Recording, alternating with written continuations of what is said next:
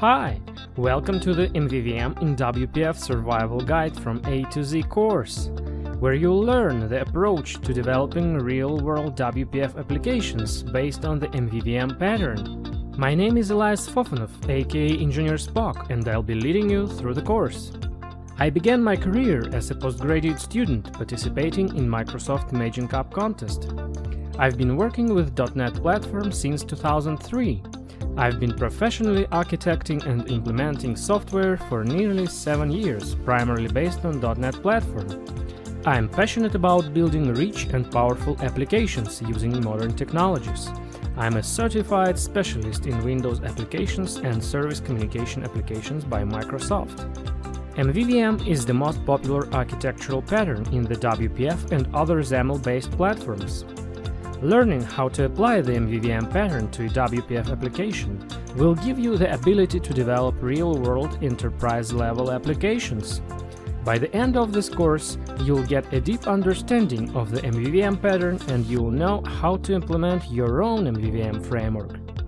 In this course, we will look at the problem of applications maintaining, the problem of connecting views and view models, including the View-First and ViewModel-First approaches, how to support the design time data, how to configure and use an IOC container inside a WPF application.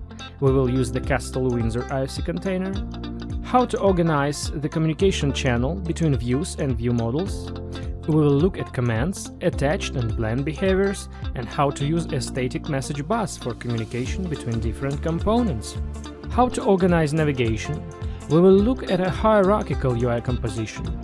We will look at how to open dialogues, including modal dialogues. The important topic here is how to navigate to parameterized view models if you want to pass parameters into their constructors. What are models in essence, and how to implement validation on domain objects. In the end, we will take a brief look at MVVM toolkits. We will look at caliburn.micro more closely. Actually, there will be an additional topic. I'm talking about unit testing. In the appendix, we will take a brief look at how to write a couple of unit tests for view models. I felt that the MVVM course will not be complete without any demos of unit testing. The goal of this course is to give you a solid understanding of the MVVM pattern and show the implementation of this pattern in practice.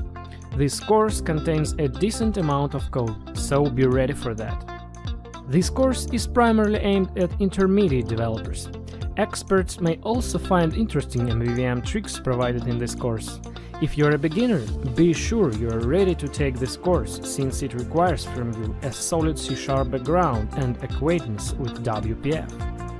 Feel free to look at the course description. I'm looking forward to see you inside the course.